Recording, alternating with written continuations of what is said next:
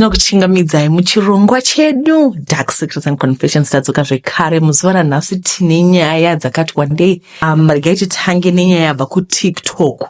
Hanzi okay, ndiri murume ane 27 years dzekuberekwa. Dambudziko rangu rakatanga 2022 mushure mekunge ndauraya mukoma wangu.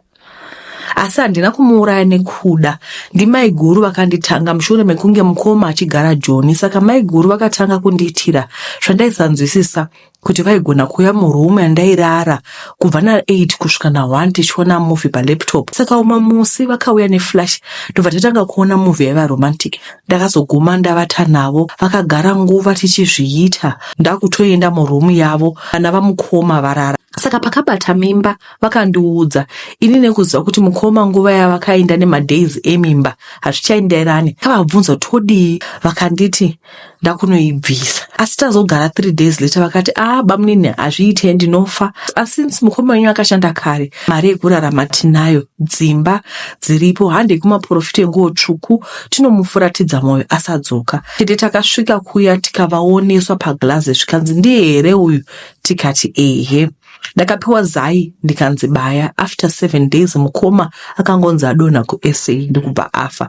Ndakasara ndakagara namai guru, asi izvezvi mukoma anongouya kuhope achichema. Nyaya yanyogwa nemukomana ane 27 years.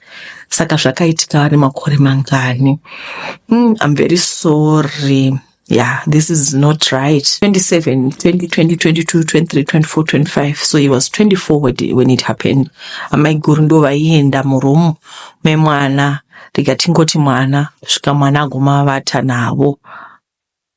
Dambudziko riripo ndiro riri kuti mukoma vari kuuya kurumu vachichema. Vada kubatsirwa here kuti mukoma vasauya kuhope kana kuti kudii. Asi I think kutongoreurura chaiko kuti vedweka zvandiremera izvi. Saka havachazivi kuti voitawo sei. Ono mai vangu zvakaoma, munongotaura kuti chingaitwawo sei. Pane zvakare nyaya dziregaita nedzekuTikTok dzose tozouya kune dzekuYouTube. Hi sister, zviri sei? Please don't get me wrong and please forgive me if what I'm asking for may seem inappropriate for your page, but I need reference. I have someone who owes me a lot of money. I've tried the police and everything, but she seems to have connection. So I was thinking kuita zvenyuchi or anything that may help kuti ndipiwe mari yangu, patinoti kubata mushonga. So I think maybe from the stories that you get, you may know some people who may be able to help. Please hide ID. Saka iyi nyaya iyi nandisingafaniri kuiverenga. Mukoma vari kungoda kuti tivabatsire, tivape munhu anogona kuita zvenyuchi. Unfortunately, handina hangu munhu wenyuchi wandinoziva, asi nyaya iyi ndaiverenga kuti guys regai system yekungotora mari dzevanhu musingadzosi. Zvinozonakidza here kana wakufamba wakamomotegwa nenyuchi? Saka ndiyo nyaya iripo iyi. Saka ndiri kuti zvoni wedu wega ndidzidzei kubhadhara zvikwereti. Zvinozonakidza here munhu wakufamba wakamomotegwa nenyuchi naye wedu we vanhu muri yeZimbabwe? Ngatihlei zvinhu zvavanhu, tisangojaira kutora zvinhu zvavanhu tisingadzosi, hazvina kunaka. Regai tipinde zvakare munyaya. Hai tete zita vigai, ini ndiri mukadzi ane 27 years. Anga ndakaroorwa asi imba ikaparara nekuda kwehama dzemurume nekuti pambiri paisabata. Imba yangu yakaparara. Mahombwe tete nanhasi handina explanation. Hama dzangu hadzinawo kana kuita hanya kuti vagadzirire, zvakabva zvangoenda musango. So ndakazosanganawo neumwe mukomana ndikamuudza chokwadi chese kuti mbere handisati ndamboita pambiri. Iye akati vana agara anavo, so hazvina basa, uyezve nekuti ndine chirwere. Iye akazvigamuchira. After nguva yakati rebei takatanga kugara tose. First month tete zvinhu zvaive zviripo. Pakazongoti nerimwe zuva ndakabata kuti ane vamwe vasikana. So kumubvunza kwandakaita akabva ndirangaridza kuti unorwara, pane chichabuda here apa tete, nekuti kubva musi iwowo hachadi kana kundibata kuti ini ndimubate. Anongoita hasha. Yes, mari ndinopiwa, asi hatina nyaya, togara tese asi toita setisingazivane. Ndoitawo sei? Ndoramba ndinaye here ondotanga kugara ndega? Apa ndanga ndafara kuti munhu ane vana vake uyezve akandida sezvandiri, asi iyi tete achinja. Ndoitawo sei? Zvakaoma chokwadi. Lesson number 1, as women can we learn to love ourselves. Ngatidzidzei kuzvida. Ukatoona kuti panapa handisi kudiwa, it's good kuti ufambe fambe, nekuti vari kuti munhu ari kudanana nevamwe vanhu. Saka my advice to you is mataura kuti muri positive. Saka kana kaenda kanotora obva auya kusiyai, unotora ouya kusiyai, zvinoita kuti muite prone munoita kuti muite vulnerable panobva paita opportunistic infections nechichi. Saka ndisi kuti murambe, asi ndiri kuti maybe mukangosudurukawo zvakadaro. I think it's better that way. Ndo maonero angu, handisi kuti vamwe munofungei. Regai tipinde munyaya dzinotevera idzi, ndedziya dzakaita kunge composition. Tete ini ndiri murume anogara kuHarare, ndinoshanda kumabhazi. Kumba ndakaroora ndine mukadzi wangu ane mucheche taita dambudziko. Izvi zvakakonzerwa nekurara kwandakaita nemukadzi wandakasangana naye kuBeitbridge. Ndakati ndiri kuBeitbridge Tete ndakasangana nemukadzi murengi. Handina kuziva kuti mukadzi wemunhu. Kwandiri akati ishirikadzi, aitotengesa mvura nemadrinks mubhazi.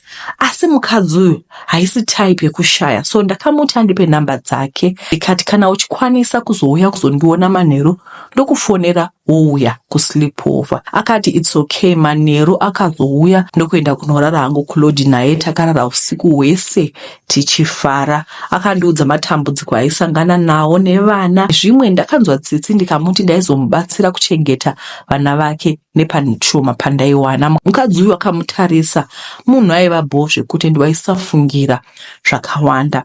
Akati ava makuseni ndakanzwa sound yenyoka yairatidza kuti ine ukasha ichida kuruma. Ndipo pandakadana vashandi vepalodge Tete kuti vabatsire. Nyoka haina kubva payaiva, asi takakwanisa kujamba bed tikabuda murumu. Nyaya yangu vakawanda vakainzwa, asi tichibuda mulodge umu, ini ndakafunga kuti inyoka yange yangopindawo ikawanda pasi pemubhedha. Ndakati ndadzoka kuHarare, mukadzi uyu haana kuzombobatika. Ndakatanga kuita munyama isingaperi Tete. Ndakatanga kudzingwa basa, ndadzingwa, mwana akatanga kudzikira muviri. Iye zvino ane 1 year 7 months, asi mukamuona anoita seane 3 months dzekuberekwa. Akapera muviri. Ndakazofamba naMadam Tete kumaprofita, ndipo pandakanzi wakadana nemukadzi wemunhu akaromba, ene mukadzi uyu anoita deal rake nemurume wake.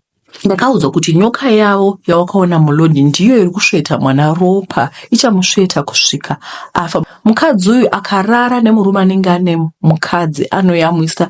Nyoka yavo inowana ropa nekuti inoda ropa revana vacheche. So Tete ndakanzi ndirourure kumukadzi wangu kuti dambudziko ripere. Ndakaita saizvozvo, asi takachinja hapana. Zvava kutowedzera. Tete, please ndibatsirewo mwana wangu haana mhosva.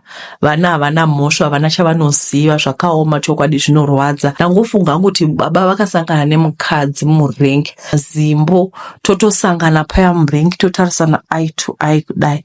Tatopedza tobva tatoronga kuti takutonorara nemunhu first day. Haumuzivi kuti anogara ipo yanoda nezvei, ari HIV positive here kana kuti haanisi, ane siki here kana kuti haana, hazvina basa. Tangotarisana kudai mukati vatete vakachena, vane wigi yakanaka. Ropa ravo rakachena, harina kana chigwere chimwe chete. Tobva tadosangana paya, todoenda kusleepover tonovata. Vana vaMwari, ngatidzidzei kuzvida. Izvi zvinoti Simon vana nemhuri vapinda pamatata pamusaka peunhu. Imi zvakaoma, munongotiudza kuti zvingaitwawo sei. Tete, chekutanga ndinoda kukutendai neplatform yenyu yatiri kudzidza zvakasiyana-siyana zuva nezuva. Indauyawo kuti ndireurure zvatakabata tisingatyi kuzofumurwa pajekerere ravanhu.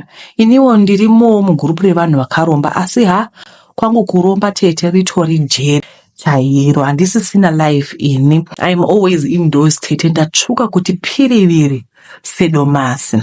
Vanhu vanotofunga kuti ndinodada, asi kwete, handichadadi Tete. Ndinotoshuvirawo kuenda out nekuva nesocial life, asi zvakaoma hazvo Tete. Maconditions angu ekuromba haatenderi kutsika mumvuri we-any living thing. Angava munhu omuka, maplants chaiwo, zvichireva kuti handibudi mumba zuva richingokwira kana rava kupisa, as long as pane reflection yeshadow chete nenge zvatondidhakwira. Tete, ndakanobata mushonga uyu kuZambia apo taenda kunohodha. Zvakaitika ndezvekuti ndakabirwa staff yangu yese iri over $2,000 zvandaiti ndichaita mari nazvo paChristmas. Ko ndainge ndaziva Tete kuti Satan ane plan yekuti ndigare mudishi ndigobata zvinhu zvinozondinetsa pane ramangwana. Regret yandinayo nanhasi ndeyekuti yaingova mari, dai ndakaziva ndakasiyana nazvo. Yagara mari inongodonha yorasika, asi chandipa kuda kutsvaka mushonga uyu ndezvekuti ndipo pandanga ndakararamira pese ndakaperera. Ndaiva ndadhaivheta mari yefees neyerendi zvese ipapo ndinodzoka yati one day. Mamwe masituation atinopindana nawo akaoma tete. Ndabirwa staff yangu yandainge ndahodha tete. Ndakambobongomora mhere chaiyo. Vanhu vepamusika vakatoungana vachifunga kuti kuda pada ndawa shoko rerufu. Umwe mudzimai ndiye akazongokomenta kuti kuchemera zvinhu kwaiva kutambisa misodzi zvairi kafika. Ndakatanga kunyevenuka kuti dai ndawana zvinhu zvangu. Mukadzi uyu akanditi ndigozomona after hours sokuti aisakwanisa kusiya musika wake wena. Manheru akasvika ndikaona mukadzi uyu wemusika akati ndidzikamise hana zvinhu zvangu ndaizozviwana pane vakatombobirwa vakarikavha staff yavo. Ndakaenda kwambuya ndikati ndaida kurikavha zvinhu zvangu, vakanditi nothing is for free. Vakaita zvinhu zvangu zvidzoke, ndaifanira kudzoserawo favor yavo. Ndakabvumira mudenga kokudzosera favor kunganetsa. Handiti vaingozoda kuti ndiyo vatende nekuspreada mabasa akanaka avanoita.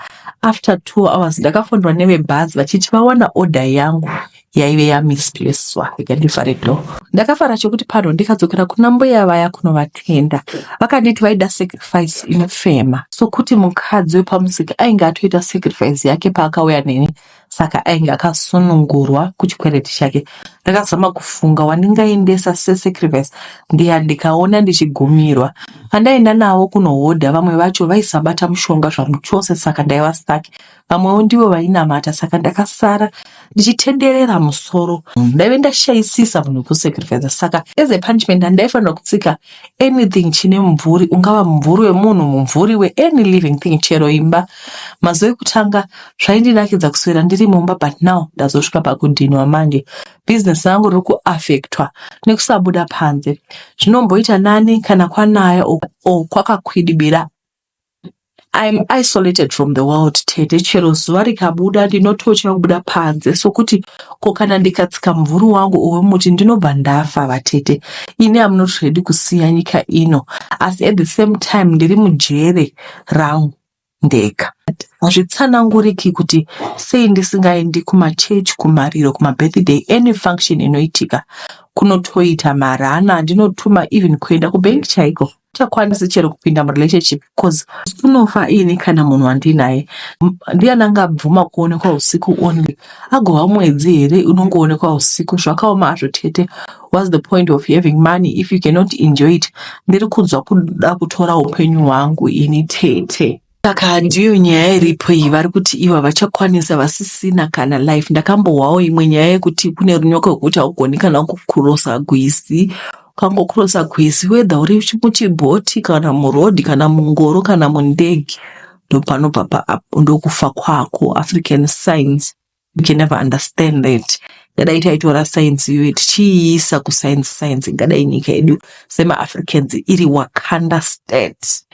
Ngadai iri Wakanda state ndokubvunzai, nekuti tine technology yakasimba sitiri kushandisa usiku. Ndo zviri kusangana navatete, handisi kuti tingavabatsire sei. Alright, ndine imwe nyaya yandinayo ndakadoita zvekuinyora mudhari because vakafona vachirondedzera, ndichinyora pasi makati mimamudi mafone call ari recorded. Saka vatete ndiri kugwadziwa nezvakaindiwira. It's been 5 years but it still feels like yesterday. Ndakasiya mwana wangu musikana kumba kwedu kumusha. Baba vangu namai vakanditambira nemaoko maviri mushure mekurambwa nekudzingwa mumusha wandaive ndakarokwa. Ko pane mukadzi anoda kusiya musha wake here tete? Ndaiita maprayer and fasting asi zvakaramba. Vamwene vangu nemurume wangu vakazoita zvekundidzinga vachikanda nhumbi dzangu panze. Ndokuzobva kwandakaita vatete ndakadzokera kumba kwedu, and it was not easy at all. Ndaive ndisina pekutangira, even direction yeupenyu chaiyo painge pasina. Ndakanogara kumusha nevabereki kusvika hanzvadzi yandidana kuti ndizogara naye kuBotswana ndichiita mapeacework.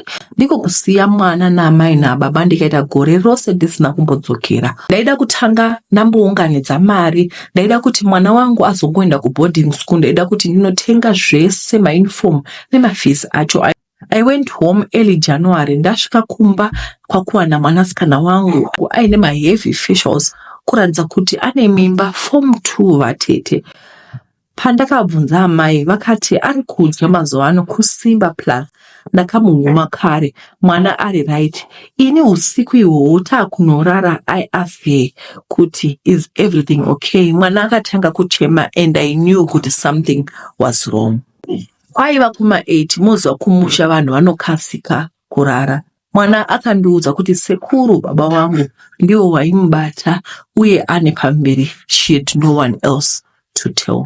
Ndakaperegwa zvese nekurwadziwa. Ndakatadza kuzvibata chero. Ndakarambwa. I had to be answerable to the father of my children. Ende zvaizonyadzisa sei. Hasha dzakandi overtake ndikanongogodza mubedroom maamai. Ndakaridza mhere. Baba naamai vakabuda zveshuwa. Bible rinoti children obey your parents. Ini I chose not to respect my father. Ndakavabvunza kuti ndicho chii chavakaita baba vangu vakanyarara. Amai vakati zvaita seiko. I told her. Amai vakamira nemurume wavo vakati mwana ainebera sekuru vake. Ndakavava vatete ndikadzokera kunorara. Basa ndinoshanda remumba. I could not afford to take care of this one girl. Kukuzoti nemusukuru. Amai vakatevera vakati ndisaudza vanhu. I told her kuti police will deal with this matter. Mangwana kuseni baba vakamuka vasipo takavatsvaka tikavashaya vhiki ndokupera rimwe ndokutanga ndokupera zvakare. Takazonzwa vakomana vanofudza kuti pane munhu akazvisungirira mugoronga kumakumo. Takamhanya tikaenda nowana baba tikavaziva pamusaka pembatya dzavaive vakapfeka. Mapurisa akauya nevenyaradzo. Pamba pakanhuhwa mushure mekunge chitunha chauya.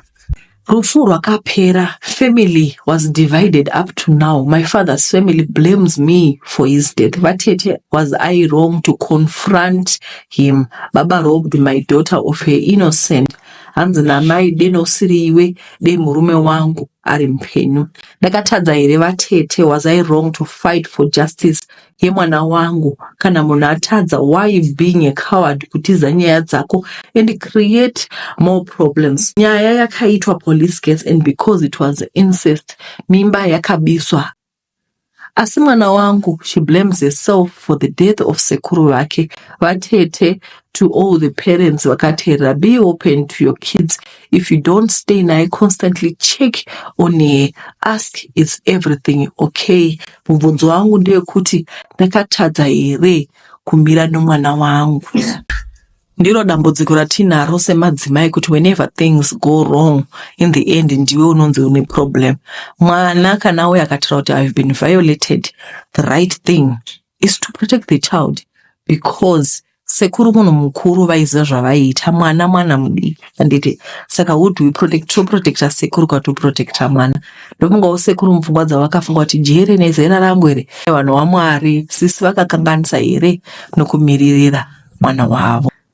Ndakaroiwa nambuya nekuda kwekuti amai vangu vaisada kuti ndiende kumusha kwedu. Tete makadi ndiri mudzimai, tete ndanzwa nokumitisiwa. Nyaya yangu yakamira yakadai. Ndakakura ndichigara namai kuHarare sekumusha kwedu kumarondera, asi ndichikura ndaenda kwazvimbo kumusha kwamai vedu. Ndaitoenda namama. Ndakazokura zvekuziva. Ndakabvunza amai kuti sei musingandiendese kumusha? Amai havana kunyatsondidaira. Nekuzofamba kwenguva ndakazonzwa namai nini kuti amai nambuya vakavengana nekuti amai pavakambogara kumusha isitiri vadiki vaitumwa nasekuru vanobereka baba vangu kuti vaende kunorongera sekuru vasikana muvhileji. Zvinonzi amai vangu ndivo vakaita kuti shamwari yambuya vangu idanane nasekuru vangu kusvika nanhasi vachiri kungodanana. Amai vainzi vaiba chikafu mudura vachinopa magirlfriends asekuru. So mbuya pavakazoziva ndipo pavakadzinga amai kumusha. Ini vaitondikumbira, asi ini vaisava nemhaka, vaitondikumbira kuti ndiuye golide, asi amai vairamba. So ndakazokura ndini ndega mwana akaberekwa mumba medu, ndakatanga kungoti ndichitanga kudanana nemunhu anenge achindida kwazvo, asi akangondipa mimba ondiramba sembwa. Ndakasvika kuita vana 5 ndiri pamusha, vana nababa vakandasiyana-siyana. Ndipo pandakazofamba ndikanza mbuya vakandigadzira nenyaya yavakaitira namama kuri kuda kurwadzisa amai vangu. Ndakanzi nditenge gumbezi nematumi ndoendesera mbuya, ndosvikovati mbuya sorry, ndakanzi ndisataure zvakawanda. Ndakaita saizvozvo, mbuya vakaramba kuti ndina kukutsamwira tete, hapana chiri kuchinja palife pangu. Ndinombofunga kudhonza amai kuti tiende kumusha, vanokumbira mbuya sorry, nekuti ambuya vakafa zvakadai ini handifi, ndakapinda mumba, ndiri kutambura nevana, vana baba vavo havatochengete uye havatodi kudzwa nezvevana vangu, vanoti hatichengete magora. Ndiri mukadzi akanaka asi akazara misodzi, kunamata ndanamata asi ndega ndatadza. Tete please ndibatsireiwo. Ndoda kuti mundibate zvakanaka. Nditi ndisati ndakomenta pandaida kungotaura kuti dzimwe nguva tinoda kutsvaka vanhu vekublema for our situations, zvekuti vana 5 kana vana 4 uchimitiswa nevarume vari different. Kokungobaya family planning, since waona kuti dambudziko rako ndere kuti varume vanokumitisa vachikusiya, voramba muchingorohwa yeke uchingoita mimba. Pambacho tinoda kublema nyaya dzagogo nakuna mama, handisi kuti gogo havasirowo. Ndasarenda ipapa, asi ndiri kungotaura kuti there are certain things that you have in your control. You can get family planning so that you stop giving birth. Muchigadzira nyaya kwete kuti munongoramba muchingotraya imba, ndikuona kuti muri kuida chaizvo, asi kuti muramba muchingotraya muchingoitira varume vana, hazvisi kushanda.